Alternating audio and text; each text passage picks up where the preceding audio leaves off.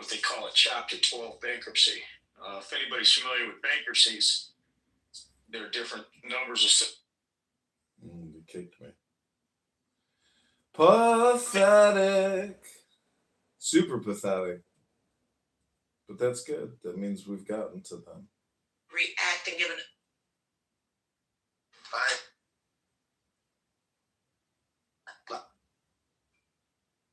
So, and then definitely with everyone, that's all people talk about. Who?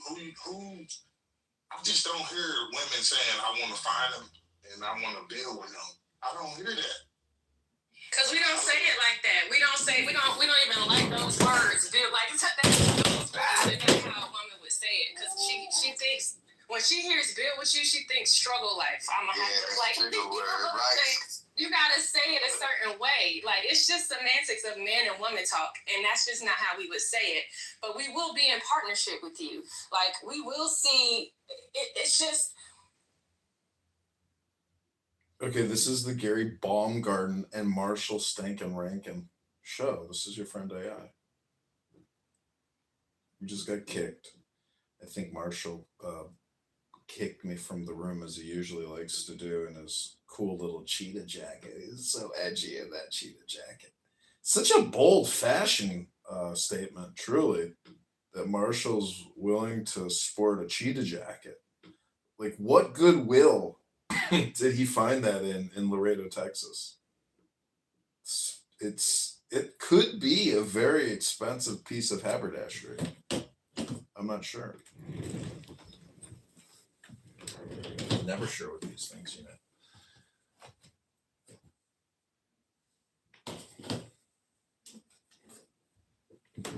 Oh.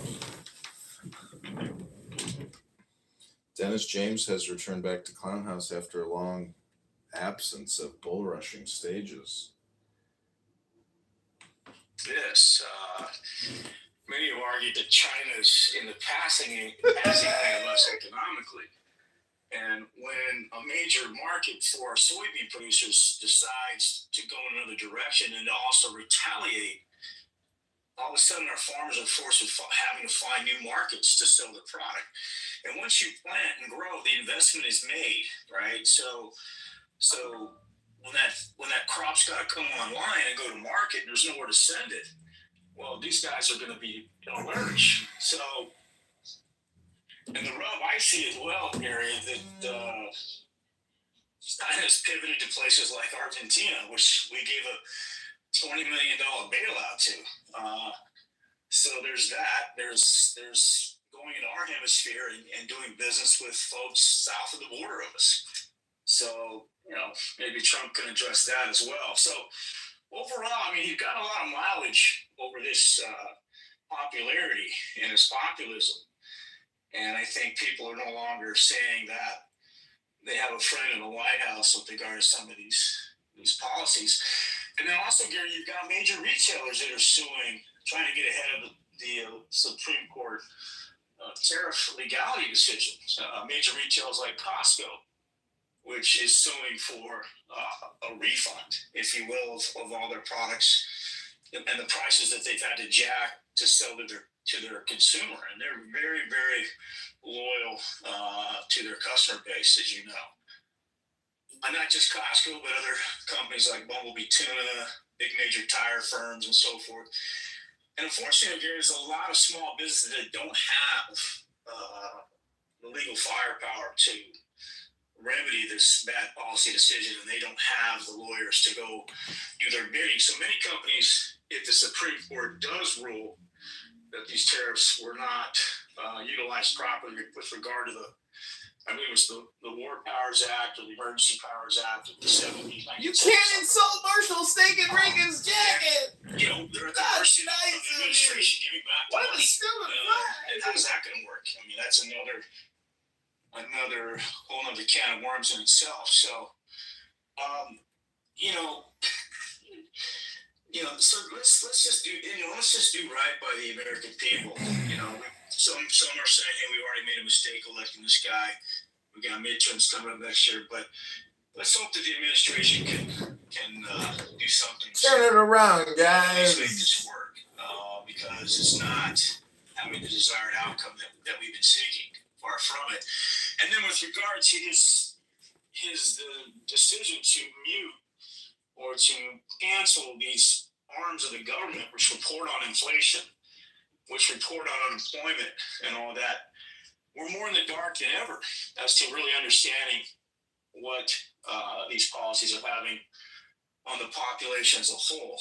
And without that information, Gary, we really can't fully understand how disastrous this has gotten. So I'll end there. Thank you. He's doubling down on tariffs. It's interesting you mentioned the struggling farmers in India. The story just crossed Bloomberg. I'm reading the version of the Bloomberg story just crosses in the India news. today. Always. And the story says U.S. President Donald Trump signaled that his administration is ready to consider fresh tariffs on agricultural imports, including Canadian fertilizer and Indian rice, as he confronted farmers' complaints about cheap foreign goods undercutting U.S. producers, according to Bloomberg. Shut your mouth, stinking right now. I'm talking to you. So interesting that you should mention India there. Thank you, Interesting that you mentioned India. Bring it up again. Let's talk about some more, guys. The oil buying of that the Modi administration. And Trump feeling betrayed and angered by that relationship. So, the Indian farmers is obviously paying a price for the geopolitical realities of that. Well, Modi is kind of independent on the global stage, and sometimes he seems to be aligned with the United States, and sometimes he seems to be aligned with our economic competitors, China and Russia. And his explanation is, I'm doing what I believe is best for my nation. Now, I don't know whether he is or he isn't. I don't know if I was an Indian citizen, whether I'd be supportive of Modi, but I can respect that position. I'm just saying that if Trump responds to that, that relationship going south, and then that directly affects the pocketbook of Modi's Indian farmers. Right, because he personalizes everything, Correct. as we well know. Correct. Yeah. So, when Marjorie Taylor Greene, if anybody missed it, you should go back and grab the clips off of YouTube. Marjorie Taylor Greene on 60 Minutes last night, where she really laid it out. It was a contentious interview, by the way, but she laid it out about how her not signing off on something he wanted her to sign off on resulted in him coming after her full barrel, which we all know that's what he's like. So, that's just an example. If you don't show the proper deference to this president, U.S. policy could change as a result of that interpersonal relationship. And I guess that happens anyway in geopolitics. But I think he's taken it to a whole new level. Right. Thank you, David. Tiger, are you back? I'm not being audible now. Not 100%, but well enough. Go ahead. Let me try again. Maybe now it's better. Much. Thank you. Yeah, I'm at an airport and I have a new pair of headphones, so it's not functioning correctly.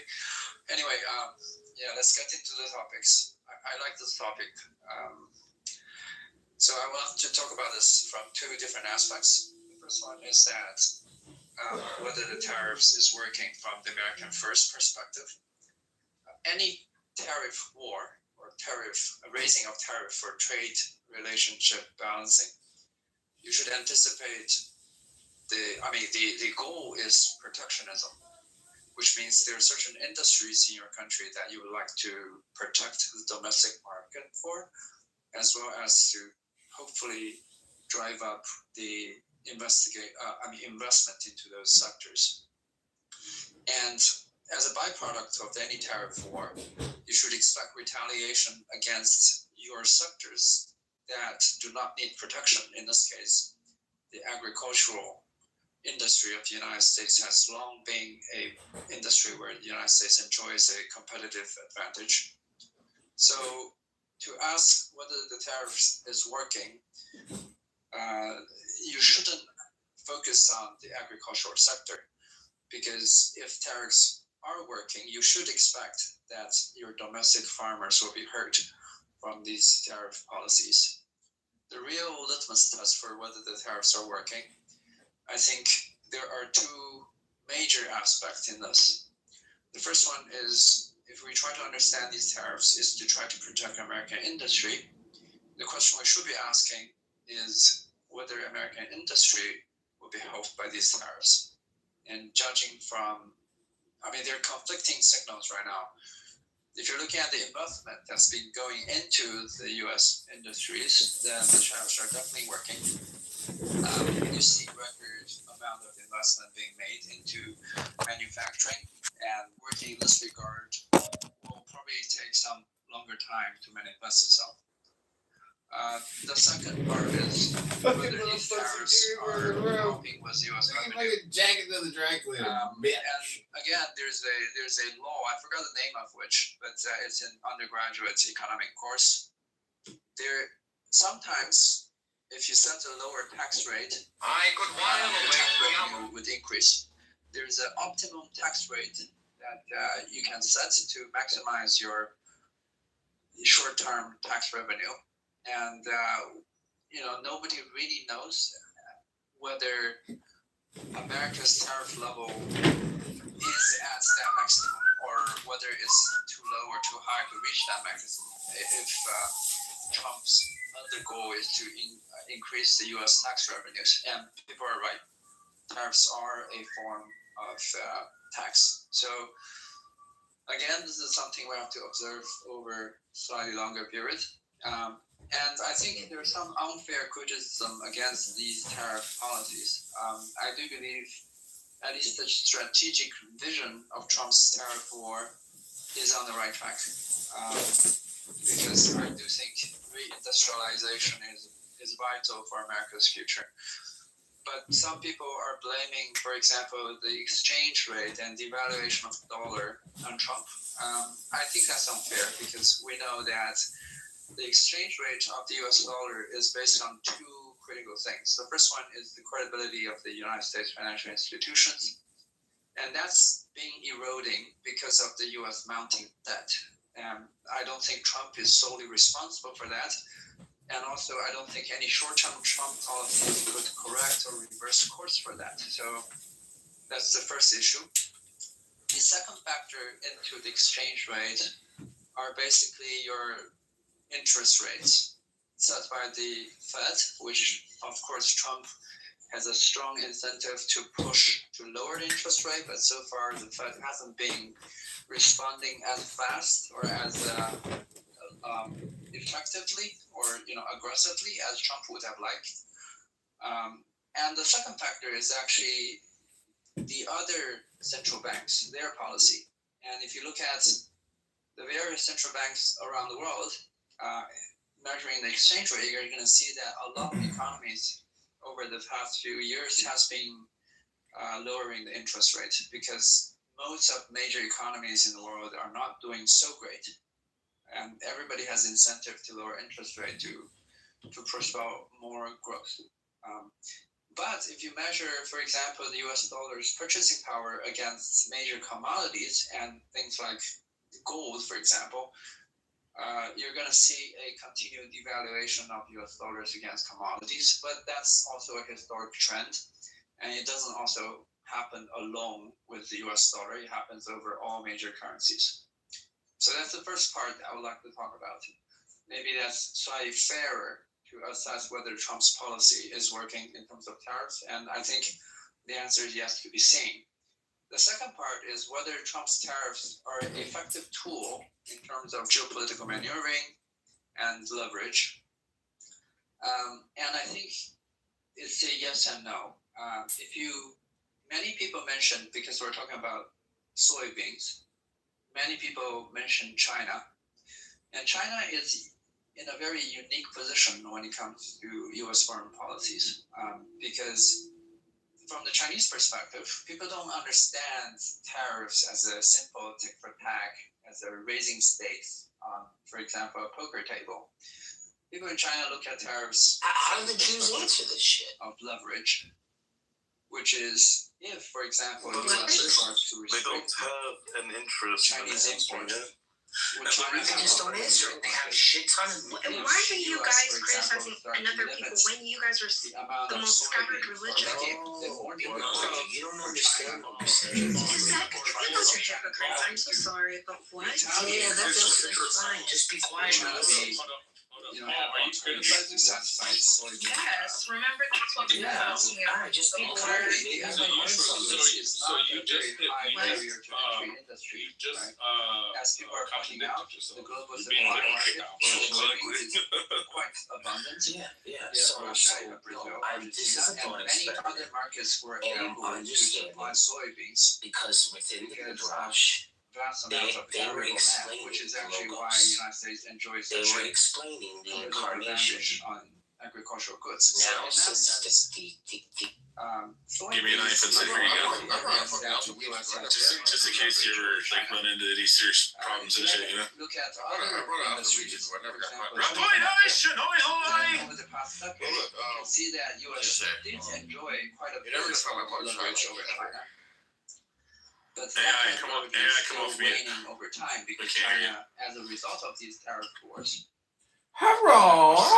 Hello, hi Knuckles. domestic semiconductor industry and to a great effect.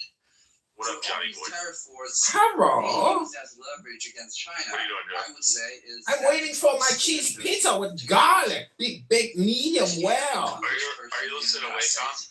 I'm listening to Tiger and the Gary Baumgarten bullshit show with Marshall Fagan, Stinking Rankin, that fucking faggot in his cheetah jacket. that aspect of Trump's tariff war has been an abject failure. However, if you take China aside and look at all those vassal states, by that I mean the allies that Trump has been negotiating these trade pacts with, you can see that. Wait, John, did you see that Amir's got a room For open? example, the European I'm Union, blocked on all these Korea, accounts. I'd have to go Japan, downstairs. Really? I gave you access to new accounts.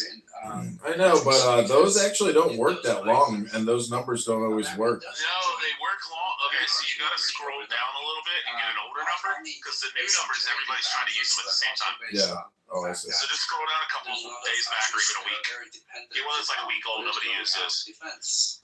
Well, Clubhouse has a way to detect that those numbers are no good numbers. No, so the reason you get kicked off is because somebody's trying to sign into it once you're already on. So once you're already on, they get a verification code. As soon as they put it in, it kicks you off. So It's kind of like old school, like DSL, you know? Dick sucking lips? Coupled with Yeah, DSL, like somebody picks up the phone while you're on the internet and they kick you off the internet.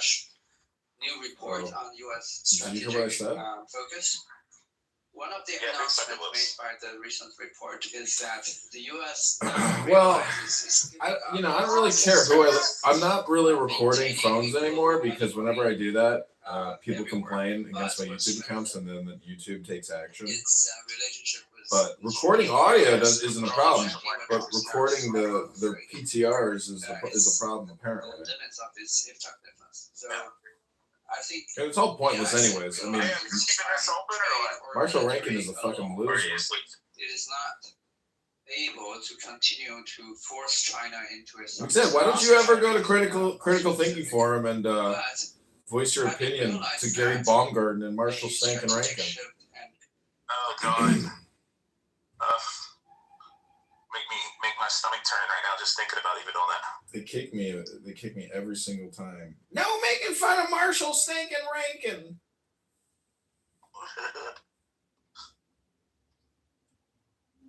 Right. Makes that I have a friend that likes to say, got it. It's a little bit like saying, right. Got it? Got it. Got it. Got it. Got it. Well, I'm going to go take a big old beer right now, guys. Say what now? Safe. I'll listen. So McZed, I'm gonna have a doctor check that out. McZed, What's up? you are a debt attorney. Do you think that, how do you view the national debt? I mean, you don't think there will be a austerity or not austerity, but do you think there will be a debt jubilee? How do you deal with? Do you just keep adding to it and just keep going because the rest of the world is everyone's operating off of the same currency system essentially because it's all relative, it's global. Meaning, like, we're not a banana republic yet, but if we do become a banana republic, other current banana republics will just become super banana republics. I think that debt is a certain kind of a social problem. Mm-hmm. That it's part of social cohesion. People rely on each other. They have faith and trust and credit with each other. But that naturally humans err more than they succeed. So even though we try to secure debt and we want every debt to be repaid, bankruptcy itself being like a protection to avoid the debtors' prisons they had in like Victorian England. That's like one insight. But there is just like a broader macro problem of all the debt accumulating and continuing to roll over. So I really do hold by a jubilee. I think they tried to do with it by like a stimulus. They tried to do a more convoluted solution. They said like, there's too much debt, so just give people more money. That'll devalue the debt by recycling the money. But the truth is you just need to cancel the debt, which, again, is a legal issue. The only way debt gets recovered is because of the court's recognition of it. The court says we're no longer recognizing debt issued or due by such and such date on whatever criteria. The debt ends, and you get the plus of a year of rest for the world. They get to know what it's like to live without debt. And then, by the way, here's the other thing. Like, if you're really terrified of this debtless world, the debt continues after the Jubilee. The Jubilee just resolves the past debts that have been holding people down. And then they're going to find new ways to hold themselves down. And new innovators will benefit off of their indebtedness. Well, I don't know. It's like saying nothing, actually, because it doesn't change the pre-existing set of conditions, even if you wipe the debt. And they're not going to wipe student loan debt. They're not going to wipe mortgage debt. They'll wipe the national deficit or the national debt. But one way to do that is to just take from the population. Like, your Jubilee might not be this free-for-all. They might just say, oh, okay, hey, 25% of all 401ks. Yeah, no, my debt forgiveness takes from the creditor. The creditors anticipate returns. That's what they're trading on. That's the value that puffs them up. I would be devaluing them. I'd say you thought you were going to get $1 million, billion, $1 trillion over the next 50 years. Turns out you get zero, and you have until 2 years to leave. Okay, so the U.S. stock market, total market cap of all stocks combined, let's say it's 200 trillion. And let's say the total debt that all those corporations hold, let's say it's 50 trillion. I don't know these numbers, just top of my head. And then you have all the private loans, all the student loans, all the mortgages, all the credit card debt. So what my point is if you cancel, let's say, $10 trillion in debt, you can expect $10 trillion in the stock market plus in market cap to immediately disappear. So it always comes out basically in the retirements. And so it's not what people think it is. The debt jubilee will just mean that the people who thought they had a retirement have less to spend in retirement. That's all it really means. And then everyone is debt free. Don't forget that. No, not everyone is debt free. This is just a negotiation to keep it going day to day. No, I'm saying, in a simple jubilee, all the debts end. So, right. But that's thousands of years ago. Apple has cash reserves, but Google's debt, Facebook's debt, Twitter's debt, your personal debt, credit card debt, mortgage debt, student loan debt. All of that debt becomes a legal non-reality. You can no longer collect on it. It results in a stimulus to all of those people that are the debt service. Right. Got it. But the thing is, you're making an all or nothing statement, which basically means nothing, because if there is some type of all or nothing statement, you're saying all the debt's wiped away. That's an all or nothing statement. That's how laws work. I get it, but you're applying this to every corporation, etc. This is going to be a very specific Corporations exist by simple rules like this. I get it, but if the U.S. government ever takes the steps to nullify debt, it's a very specific program, just like all these acts and all these programs. So your fantastic comic book Bible version of a debt jubilee, as I said earlier, means fucking nothing. Got it? Right. It's just a proposal like any other. The American debt forgiveness policy has not been done. What they want to do is up for grabs. And yes, I have a pitch. Forgive the debt.